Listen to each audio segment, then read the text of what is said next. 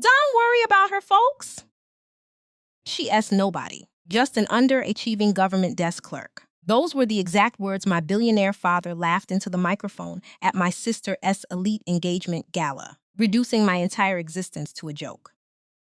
But before the polite laughter could even fade, my sister's Navy SEAL fiancé stepped forward, walked straight past his own bride, and froze. In front of the city's most powerful elites, he snapped into a rigid, trembling salute and barked, "Ma'am, Captain," in that single, unyielding second. My father's multi-million-dollar empire of lies fractured. He had no idea that the daughter he disowned and labeled a nobody was actually the high-ranking operational mastermind who had just saved his future son-in-law's squad from certain death in a classified black op. But instead of screaming the truth, I chose to play a much more dangerous game. I let him commit entirely to his lie, until he walked straight into his own public destruction. This story is a powerful testament to the unshakable nature of human dignity and the ultimate power of setting silent, unmovable boundaries against toxic manipulation. If you've ever been underestimated by the people who were supposed to protect you, hit that like button, subscribe, and stay with us until the very last second. You won't want to miss how the truth takes its final stand. The grand ballroom of the Annapolis Yacht Club was a masterclass in calculated perfection. A sanctuary built entirely on the fragile glass of social perception. Crystal chandeliers hung like frozen tears from the vaulted ceilings, casting a warm, deceptive golden light across the polished marble floors and the sea of impeccably tailored suits and silk gowns. It was the kind of room that demanded compliance, where the air was thick with the scent of expensive perfume, aged bourbon, and the quiet, suffocating pressure of old money. Charles Vance stood at the center of it all, the undisputed patriarch, basking in the reflected glory of a life he had meticulously curated. He was in his absolute element, a prominent corporate defense attorney who treated his family not as human beings, but as assets to be managed, consolidated, and displayed when the timing was profitable. Tonight was the crown jewel of his public relations campaign, the formal engagement gala of his younger daughter, Chloe, to Lieutenant Commander Ethan Cole, a decorated Navy SEAL whose rising star was meant to anchor the Vance family name to the ultimate symbol of American heroism. Charles's voice boomed through the high-end microphone system, smooth, practiced, and dripping with a paternal warmth that didn't quite reach his cold, calculating eyes. He spoke of legacy, of tradition, and of the immense pride he felt in a daughter who had always understood how to represent the family with grace, choosing a path that made sense to the elite circle watching them. Then, the heavy oak doors at the back of the ballroom clicked open, and the subtle, synchronized rhythm of the room faltered. Avery Vance stepped into the light, trying to slip unnoticed into the rear ranks of the crowd. She wasn't wearing her uniform tonight. She had chosen a simple, elegant, dark dress, hoping to respect her sister's moment while maintaining the emotional detachment she had spent 2 decades building.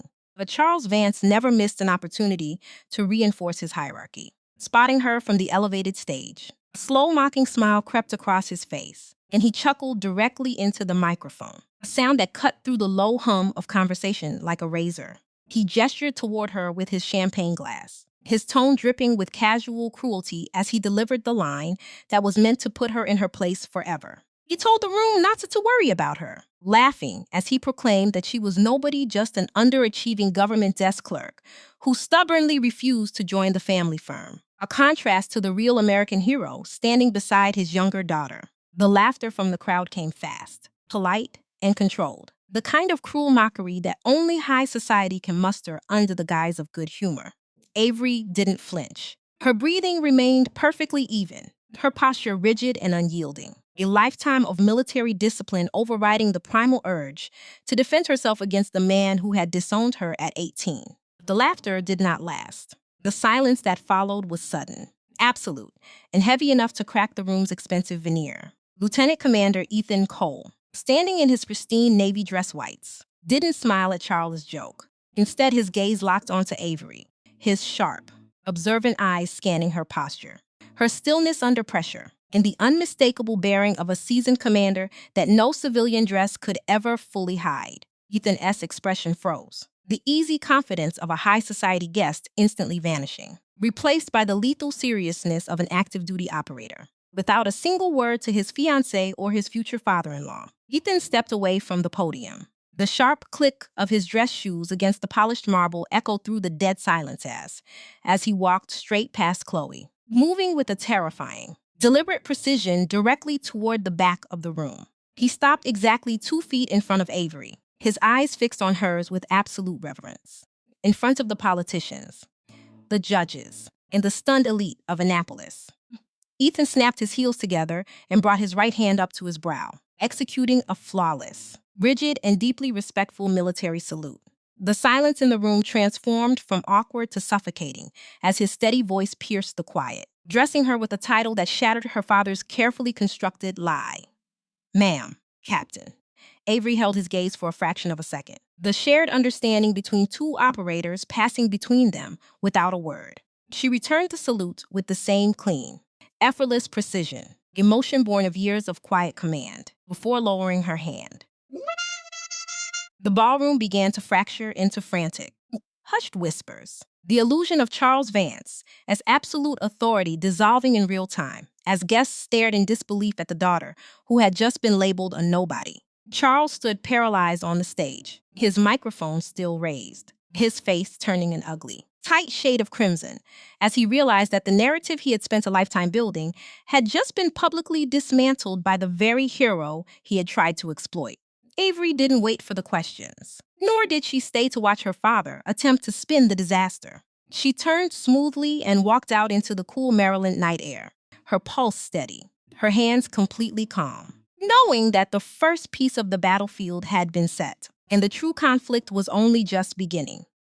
The morning sun filtered through the heavy velvet curtains of Charles Vance's private study, lighting up rows of leather-bound law books and antique mahogany furniture that felt more like a courtroom than a home. The tension in the air was thick, a suffocating residue from the disaster of the previous evening. Charles paced behind his massive desk, his suit perfectly pressed, but his composure visibly frayed, the first real cracks appearing in his armor.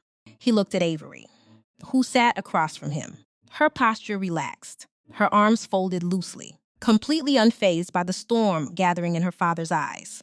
Charles let out a short, humorless laugh, tossing a heavy leather folder onto the desk between them with a sharp thud. He demanded an explanation for the theatrical display downstairs, accusing her of deliberately humiliating him in front of the people who mattered most to his career. He insisted that people do not simply salute government clerks, and that she must have manipulated the young lieutenant commander into some sort of bizarre military prank. Avery merely looked at the folder, refusing to match his anger, her voice a calm, even baseline that only served to frustrate him further. She reminded him that she hadn't said a single word during the entire event, that the truth was simply a variable he had failed to account for in his calculations. When Charles realized his anger wouldn't shake her, his strategy shifted instantly to economic warfare, the traditional weapon of the Vance patriarch.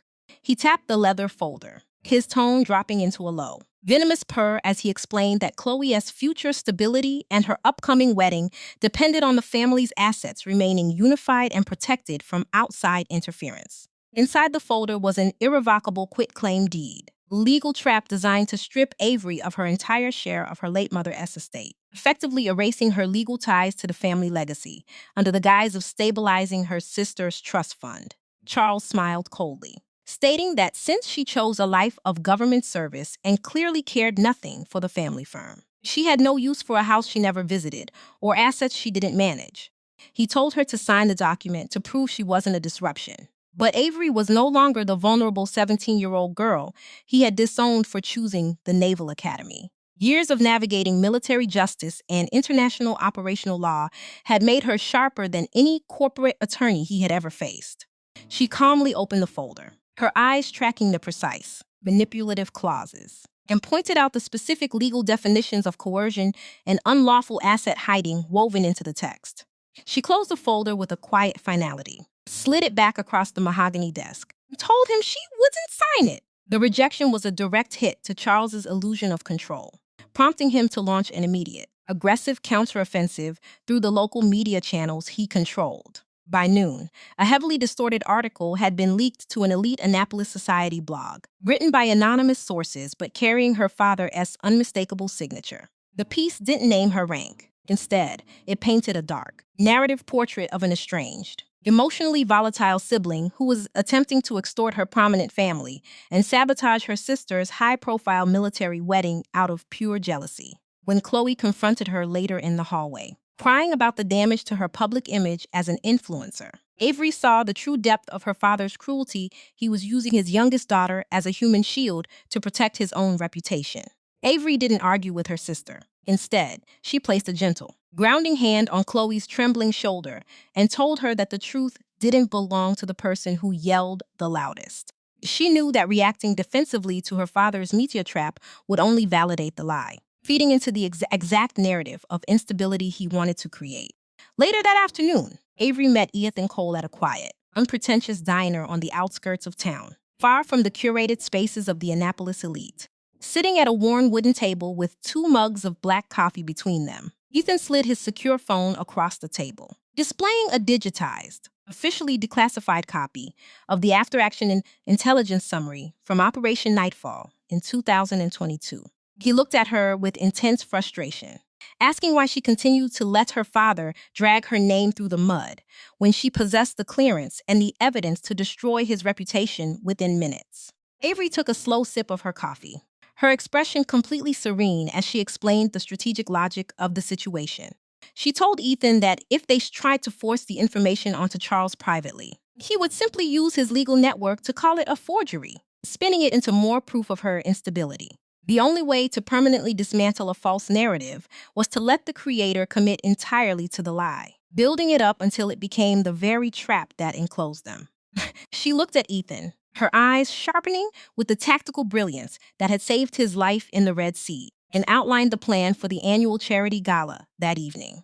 They would not interrupt her father's performance. They would let him stand before everyone who mattered to him, completely confident in his victory, and allow the truth to surface exactly where it could no longer be contained or denied. The grand ballroom of the Annapolis Yacht Club was suffocatingly bright, a glittering cage of crystal and gold where the elite of Maryland society gathered to see and be seen. Charles Vance stood at the epicenter of this curated universe, a glass of expensive scotch in hand, smoothly spinning the narrative of his own generosity while dropping heavy, damaging hints about the tragedy of his eldest daughter's erratic and volatile behavior. He felt entirely back in control, surrounded by judges, senators, and powerful military brass who hung on his every word. Then, the heavy doors at the back of the room opened, and Avery walked in. This time, she wasn't wearing a civilian dress to blend into the shadows. She wore her immaculate Navy service dress blue uniform. The golden 4-bar stripes of a captain gleamed with absolute authority on her sleeves, and rows of medals, including the Defense Superior Service Medal, caught the sharp chandelier light. A sudden, heavy murmur rippled through the crowd as guests adjusted their glasses, their eyes widening at the sight of the woman Charles had spent the afternoon smearing seen as an unstable failure. Charles' face turned an ugly, tight shade of gray as he saw her approaching his inner circle. He stepped away from a local politician and intercepted her, his voice a harsh, venomous whisper, demanding to know what she thought she was doing by bringing her ridiculous costume to a private gala, threatening to have security throw her out for impersonating an officer.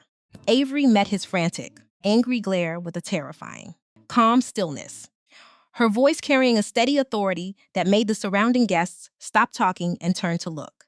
She told him quietly that she was not a guest tonight, and that she was there on official military business. Before Charles could call for security, the double doors at the front of the ballroom opened, and the room went completely cold as Admiral Thomas Vance, a retired 4-star member of the Joint Chiefs of Staff, walked into the room alongside Lieutenant Commander Ethan Cole. The crowd gasped, recognizing the sheer weight of a legendary commander whose word was undisputed law in military and political circles.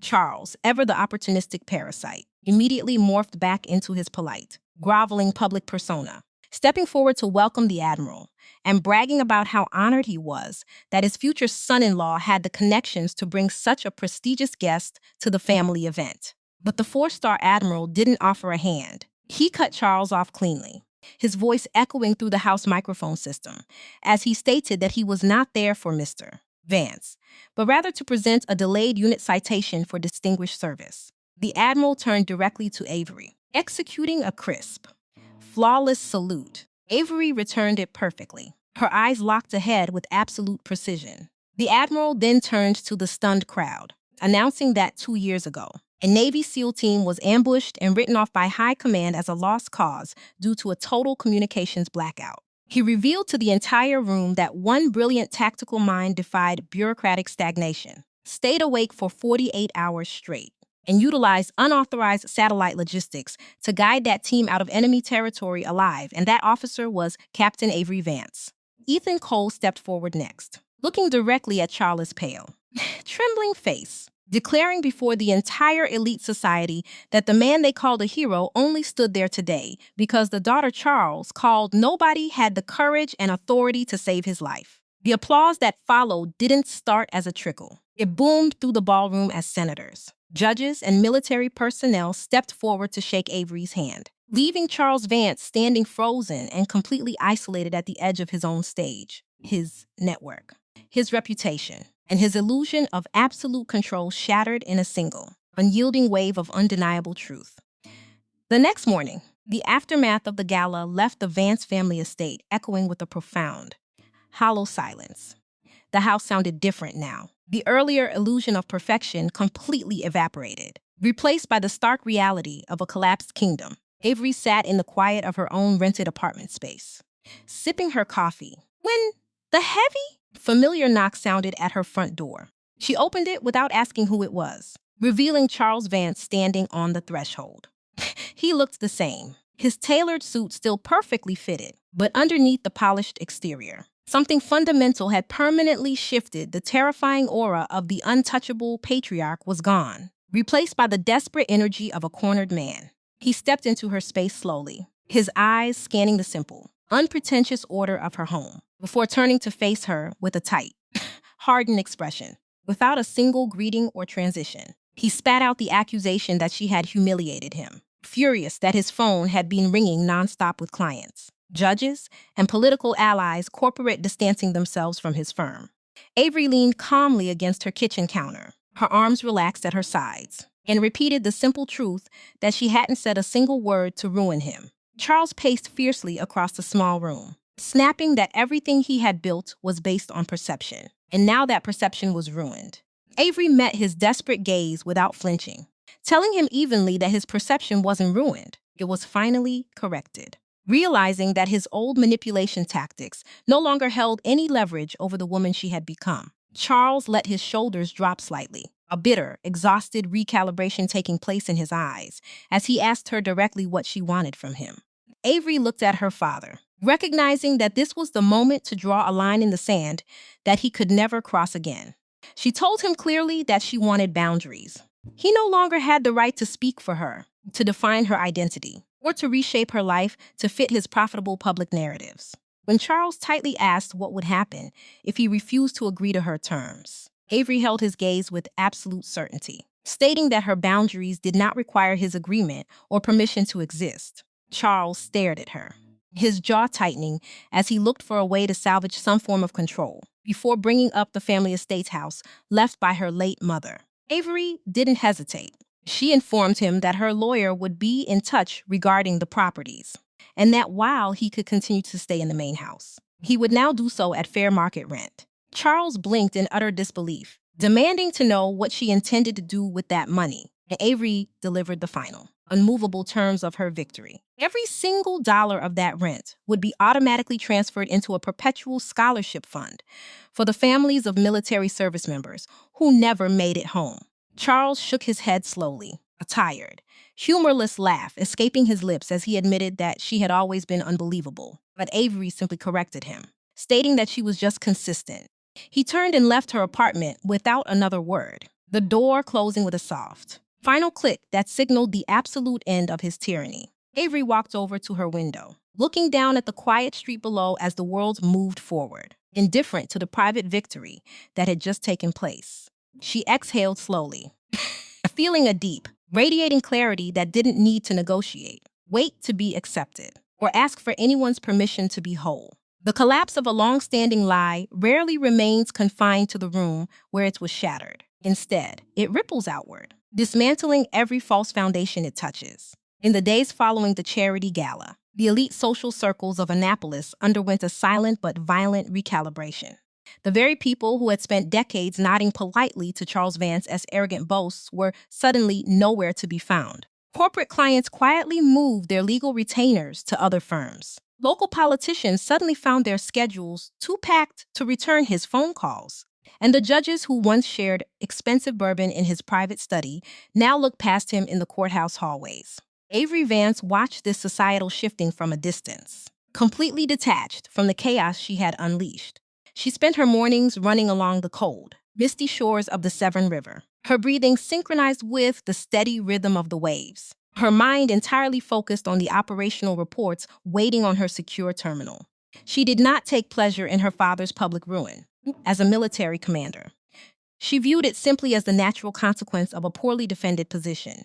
Charles had built his entire empire on the fragile illusion of absolute control, and like any structure built on sand, it could not withstand the unyielding weight of an undeniable truth. The most significant ripple, however, occurred within the walls of the Vance family estate itself, where the heavy armor of perfection had been stripped away. Chloe Vance stood in the center of her meticulously decorated living room, staring at her phone as notifications from her lifestyle blog poured in, not with the usual praise for her curated aesthetics, but with sharp, uncomfortable questions about her family's integrity. The illusion of her perfect life had vanished, replaced by a suffocating sense of clarity. When Ethan Cole arrived that afternoon, still carrying himself with the quiet, rigid discipline of a Navy SEAL, Chloe didn't greet him with her usual superficial enthusiasm. Instead, she sat on the edge of the sofa, her hands trembling slightly as she looked up at the man she was supposed to marry.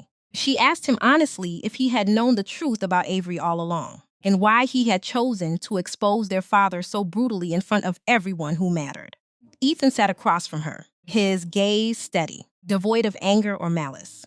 He explained that a real leader doesn't hide behind a narrative, and that he could not build a marriage based on a foundation of manufactured disrespect. He told Chloe that his salute to Avery wasn't a tactical move to destroy Charles. It was an act of fundamental duty to an officer who had risked everything to bring his men home alive. For the first time in her life, Chloe didn't rush to defend her father's honor. She looked at the framed family photographs lining the wall's images where Avery was entirely absent and realized that the prison of her father's expectations had trapped her just as much as it had excluded her sister. 2 weeks after the dust had settled over Annapolis, Captain Avery Vance stood on the quarterdeck of the naval installation, looking out over the gray, churning waters of the Atlantic Ocean. The crisp morning air carried the sharp, cleansing scent of salt and sea, a welcome contrast to the stagnant, suffocating atmosphere of her patriarchal childhood home. She wore her service uniform with a quiet dignity that required no validation from high society galas or corporate boards. Her phone buzzed in her pocket, displaying a final confirmation text from her attorney. The legal paperwork for her late mother's estate had been fully executed. The fair market rent protocol was officially active, and the first automated transfer had been processed into the scholarship fund for the families of fallen service members. There were no more documents to sign, no more legal traps to avoid, and no more forced conversations with a man who could only see human value through the lens of leverage. The boundary she had drawn was absolute, unmovable, and entirely self-sustaining. As the sun broke through the heavy coastal clouds, illuminating the naval vessels docked along the pier, Avery felt a profound, radiating sense of peace that had nothing to do with victory or revenge. For 20 years, she had carried the silent, heavy burden of believing that her estrangement was an emotional failure, a puzzle she was responsible for solving through achievement and extreme dedication. But standing on the edge of this new horizon, she finally understood the ultimate lesson of her long journey. True healing does not require the person who broke you to understand what they did. Her father's inability to value her was never a reflection of her worth. It was merely a reflection of his own limitations. Human dignity was not a commodity to be traded, negotiated, or locked inside a corporate folder. It was an intrinsic truth, a steady anchor that belonged to her the moment she chose to stop shrinking herself to fit into narrow minds.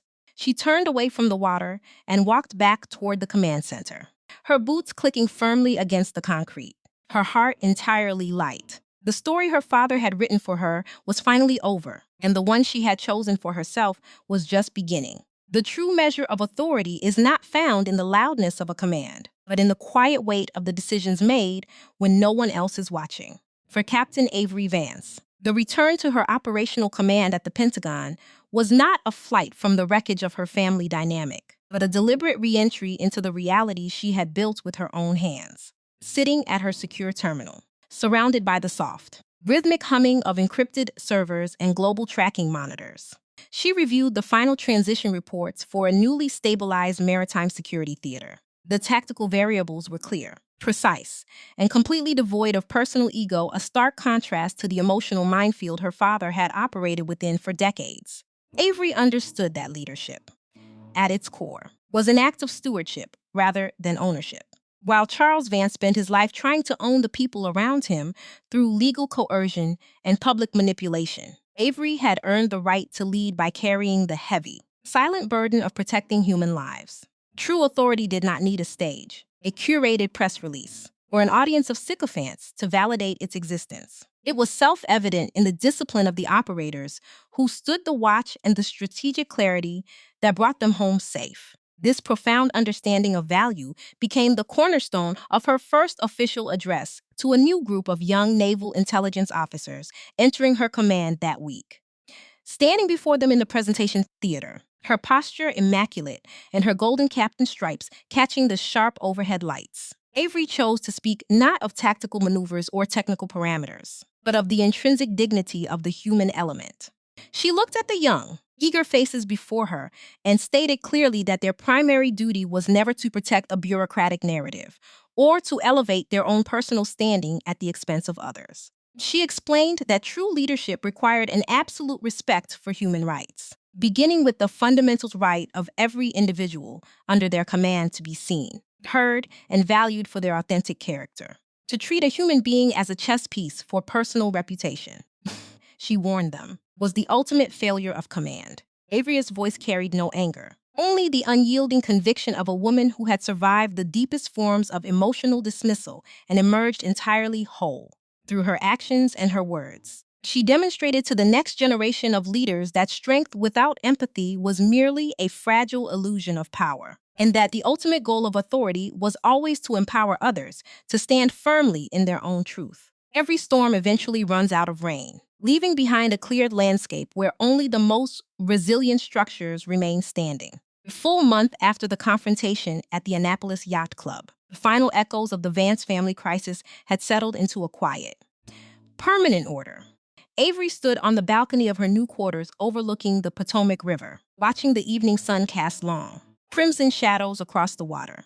Her phone displayed a final automated notification from the legal trust, the scholarship fund, fueled entirely by the fair market rent forced upon her father's occupancy of the maternal estate, had officially selected its first 3 recipients, all of them daughters of fallen naval personnel who had sacrificed everything for their country. The irony was poetic, but more importantly, it was functional. Avery had transformed a toxic instrument of paternal control into a permanent monument of community support, proving that the cycle of generational manipulation could be broken and repurposed for the greater good of humanity. She had not only set a boundary for herself, she had created a protective canopy for others who had been left vulnerable by life's harshest battles.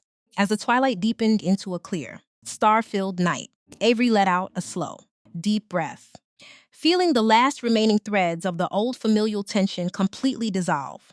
She realized that the long, painful years of feeling like a nobody in her own home had never been a reflection of her true capacity, but a necessary crucible that had forged her absolute independence. She no longer carried the exhausting expectation of a reconciliation, nor did she harbor any bitterness toward the man who had failed to see her. The boundary she had established was not a wall built out of anger, but a quiet, unyielding declaration of self-respect. True peace, she understood, was not the absence of conflict, but the presence of clarity, the profound, unshakable knowledge of who you are, completely independent of anyone else's validation.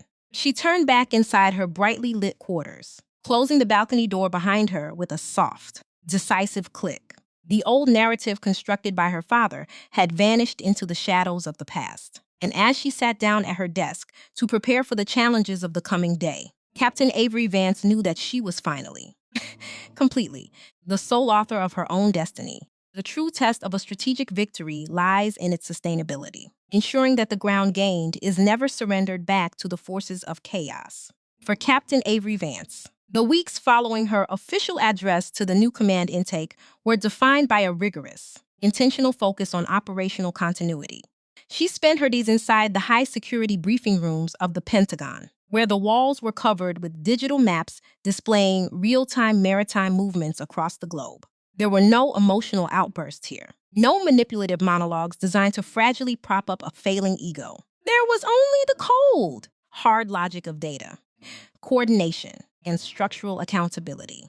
Avery moved through her responsibilities with the sharp precision of a surgical blade, completely cutting away the residual noise of her old family dynamic. She understood that a clean cut was necessary, not out of malice or a desire to punish her father, but out of a fundamental obligation to protect the integrity of her own life and the mission she had sworn to uphold. The boundary she had drawn in her apartment was not a temporary emotional reaction. It was a permanent operational perimeter that Charles Vance could never penetrate again, outside the military command. The structural consequences of Avery's boundaries continued to enforce themselves with absolute predictability. Her legal counsel provided weekly, unemotional updates regarding the administration of her late mother's estate, confirming that the main house was now legally classified as a rental property under strict oversight. Charles Vance, who had spent his entire life using legal jargon to trap and control others, now found himself completely bound by the very system he had weaponized. Every formal document he received from Avery's lawyers was a cold reminder that his ownership of the family narrative had been permanently revoked. He was no longer the imposing patriarch who could demand compliance through shouting or financial threats. He was a tenant paying market rent into a fund that honored the very values he had dismissed as nobody's work. Avery reviewed these legal updates with the same detached objectivity she applied to an after-action report, recognizing that true justice was not an aggressive act of retaliation, but the steady, quiet enforcement of human rights and personal dignity. The final evolution of personal freedom is reached when the opinions of your past no longer carry the power to shape the direction of your future. As the year moved into a new season, Captain Avery Vance stood once more on the observation deck, overlooking the sprawling naval shipyards, watching the massive hulls of guided missile destroyers catch the brilliant afternoon sun. The air was crisp, carrying the powerful, invigorating scent of ocean currents and heavy industry, a physical manifestation of a world built on tangible execution rather than elite social vanity. Her phone buzzed with a brief, direct message from Chloe, noting that she had officially canceled her high society lifestyle blog to focus on a real career in community public service, away from their father's toxic influence. Avery allowed a small, genuine smile to touch her face, recognizing that the truth she had allowed to surface at the gala had not only liberated her, but had also given her sister the courage to break free from the prison of manufactured expectations. The cycle of generational manipulation had been shattered, and in its place, a new foundation of authentic human connection was beginning to grow.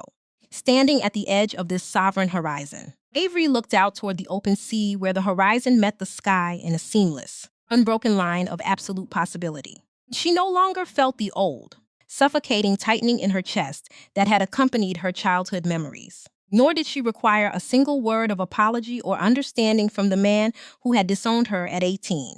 She had spent a lifetime proving her worth through undeniable achievement. But the ultimate wisdom she carried now was the realization that her dignity had never been a variable to be proved. It was an unmovable constant that had belonged to her all along. True healing was finally complete, not because the conflict had been neatly resolved with a polite family embrace, but because she had found the absolute clarity that comes from walking your own path with honor and an unyielding respect for human value. Captain Avery Vance turned away from the water, stepping back into the command center with a steady, confident stride, completely ready to lead, completely ready to protect, and completely at peace as the sole master of her own destiny. There is an old, profound truth that we often forget in a world obsessed with outward appearances. A person's true worth can never be measured by the metrics of an oppressor. For nearly 20 years, Captain Avery Vance carried the silent, suffocating weight of an empty childhood bedroom, believing that if she just climbed a little higher, earned one more stripe, or saved one more life, her father would finally see her. But the ultimate, life-changing wisdom of this journey is the realization that you can never force a blind person to appreciate your light, especially when their blindness serves their own ego. Human dignity is not an asset to be bartered, negotiated, or traded away in a leather legal folder. It is an intrinsic, unyielding reality that belongs entirely to you the moment you choose to stop shrinking yourself to fit into the narrow, controlling minds of others. When Avery forced her father to pay fair market rent to fund scholarships for the families of fallen heroes, she didn't just win an argument. She rewrote a generational curse. She proved that true strength doesn't seek revenge through loud confrontational shouting, but through the quiet, unmovable enforcement of personal boundaries. Healing doesn't mean waiting for a toxic person to finally understand your value. It means reclaiming your space, walking your own path with honor, and allowing the truth to exist clearly and unapologetically without needing to defend it. Remember, you are never nobody just because someone else lacks the capacity to see who you truly are this deep. Cinematic exploration was thoroughly researched, carefully structured, and completely handcrafted by our team to bring you profound life lessons and emotional healing. We don't believe in superficial content. We believe in stories that honor the human spirit. If Avery's courage resonated with your soul today, please leave a comment below. Share your thoughts. Where are you listening from? And have you ever had to draw a boundary to save your own life? Your voice matters. Take a second to share this video with someone who needs to be reminded of their own strength, and subscribe to join our community of resilient minds. Stay strong, stand tall, and we will keep going forward together.